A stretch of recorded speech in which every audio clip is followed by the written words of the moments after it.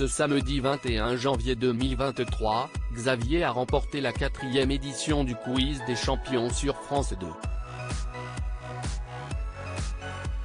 Celui qui avait déjà participé à la 2e édition s'était, à l'époque, incliné dès la 2e manche. Il revient auprès de Télé Loisirs sur ses impressions et son parcours.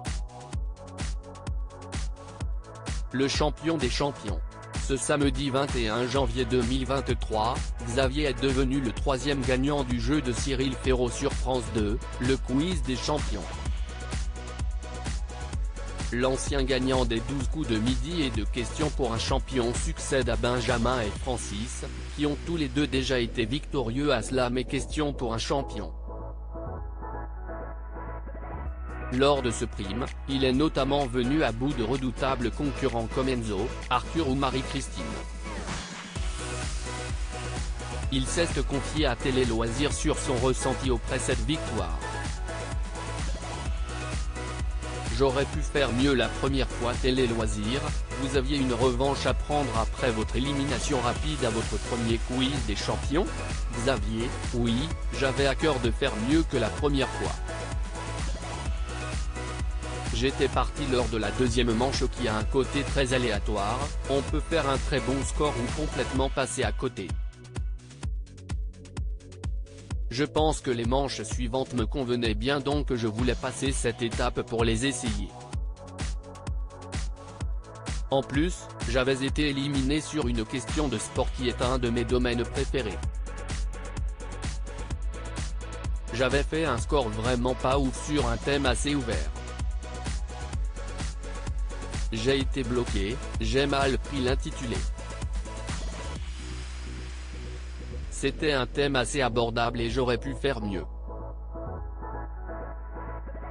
Seuls des champions de France 3 avaient gagné le Quiz des champions. C'était important de faire briller l'image du jeu de TF1, oui, il y avait aussi un peu d'ego pour défendre les 12 coups de midi.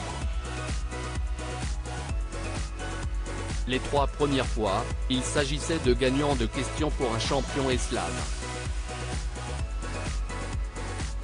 Même si j'ai aussi gagné la cagnotte de questions pour un champion, je m'identifie plus aux 12 coups de midi et je suis content qu'on ait plus gagné. Vous vous attendiez à devoir affronter Sébastien en finale ? Je le connaissais et je savais qu'il était très bon et qu'il avait fait un parcours incroyable dans Questions pour un champion et tout le monde a son mot à dire. Mais il y avait également d'autres très bons candidats sur la liste de départ. Je pense à Christophe notamment, je suis même étonné qu'il n'ait toujours pas remporté de Quiz des champions vu son niveau immense. Je n'aime pas rester sur des échecs. Vous avez déjà remporté plusieurs jeux télévisés mais vous n'avez pas réussi à Questions pour un super champion.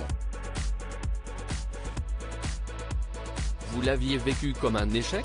Non, pas comme un échec, mais comme un semi-échec on va dire. Mais si j'ai l'occasion d'y participer à nouveau, ça serait pour faire mieux. Je suis un compétiteur et je n'aime pas rester sur des échecs. J'ai quand même eu l'occasion d'en gagner une, ce qui est déjà pas mal, mais pour la prochaine fois je compte faire mieux. Avez-vous d'autres projets d'émissions télévisées dans le futur ? Pas spécialement.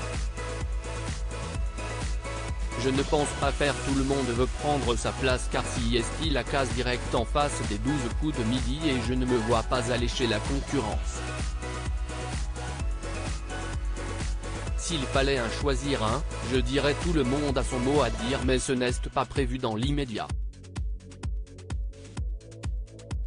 Mais il ne faut jamais dire jamais.